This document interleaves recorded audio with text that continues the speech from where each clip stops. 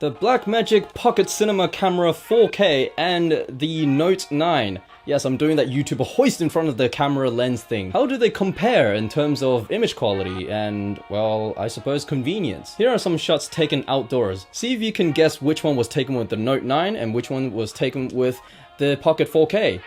Let's go.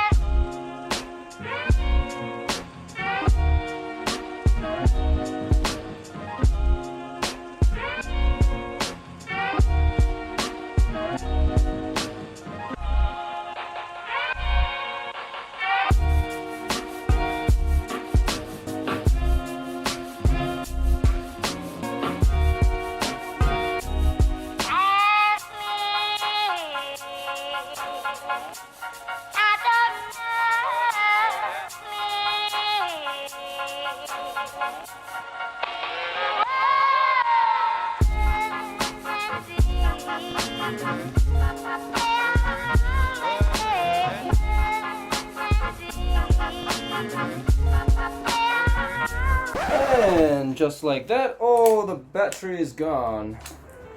It's the official LPE6N as well. It was like gone in 2 seconds.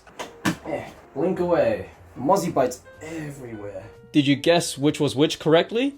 Because the answer is plot twist. They were all from the Note 9.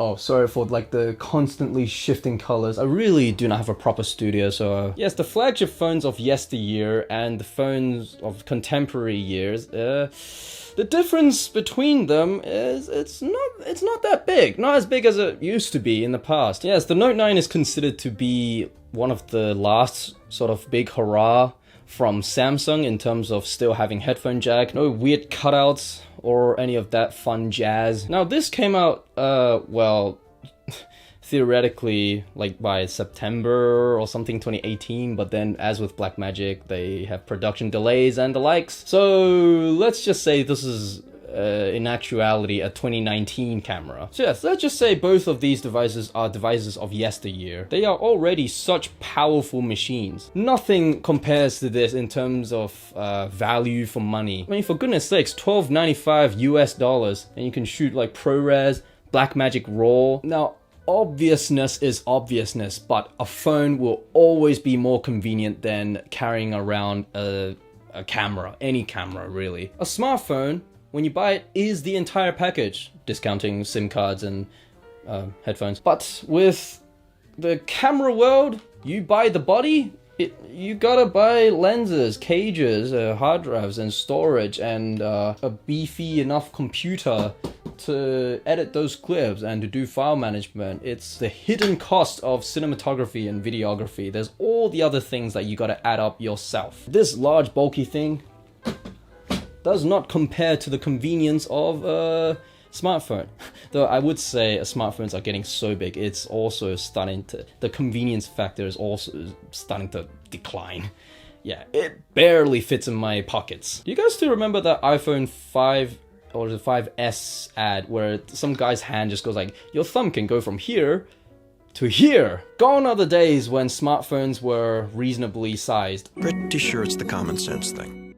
This thing is freaking heavy. The battery drains? Whew. ProRes proxy to 42HQ. Friggin' massive files. This says small, manageable files, even though it's in 4K. It even offers 4K 60 FPS, if you couldn't believe that. Yes.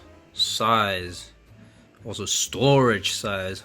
All that talking head video, that was just 23.99 gigabytes. Size, weight, post-production convenience. But yes, let me actually show you some footage that was shot on the Pocket 4K. I'd say biggest giveaway would be the fact that there's a shallow depth of field and some saturations that are more sensible and closer to reality rather than the phone, which tends to exaggerate reality in order to give an even more beautiful image. Yes, depth of field difference. It's way harder to get that blurred background look on this camera because of a smaller sensor. Another giveaway would be the fact that there's different lens compression between the lenses. I tried doing some Googling and calculating, seeing like what the 35mm equivalent was. It said that the Note 9 lens was like 28mm in full frame equivalent. So I just went 28 divide by 1.9 because that's the crop factor of the Pocket 4K when it's in actual 4K, not UHD 4K. 28 divided by 1.9.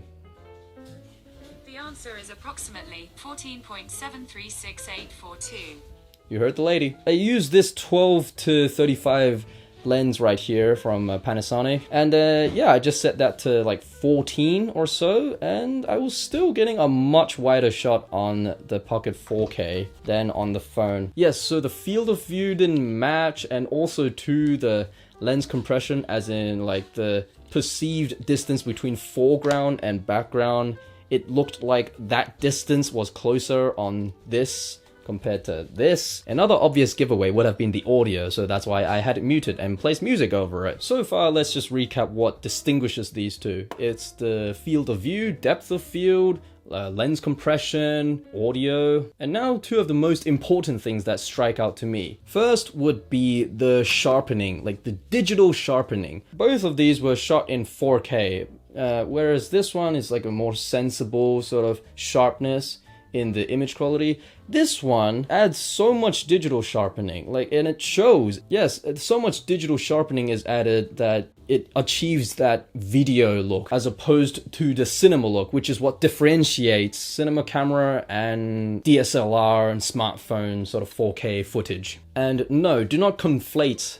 digital look with like bad content. No, it's all a matter of preference. Online content, yeah, just have digital looking videos with digital sharpening. It's fine. It's fine if it's, YouTubing. If I can draw like a Venn diagram, there's people who wholly enjoy digital looking footage, as in the video look, and there's people who wholly enjoy the cinema look. But like the Venn diagram always overlaps, as is the way of life, and people can appreciate both given the different circumstances. So no, don't think I'm saying that the digital video look is a bad thing. I'm not saying it's objectively bad. I'm just saying it's a thing, okay? And it's what differentiates these two. Me personally, I like, I like this one. And since there's like a proper professional lens on this, it shows in like the flarings, and like especially if I point it towards the sun, it just gives that glow to the image. Whereas this one, I think it's trying to compensate and trying to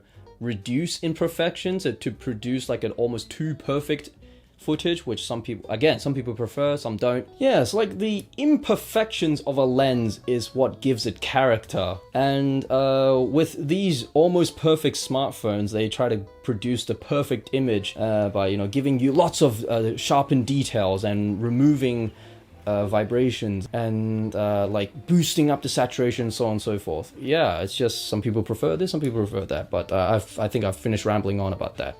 But speaking of saturation, that leads to the second point that I mentioned, the color science. Yeah, it's completely different greens, and trying to color match these two would be a friggin' nightmare. And again, we live in a subjective world, and it was all down to the individual companies to decide what shade of green gives their company that, like their distinct take on how the world is colorized. So on the Pocket 4K, like Blackmagic Design seems to prefer like darker green, and Samsung, they like the very vibrant green. And I'd say the same goes for when I pointed these two cameras at the sky.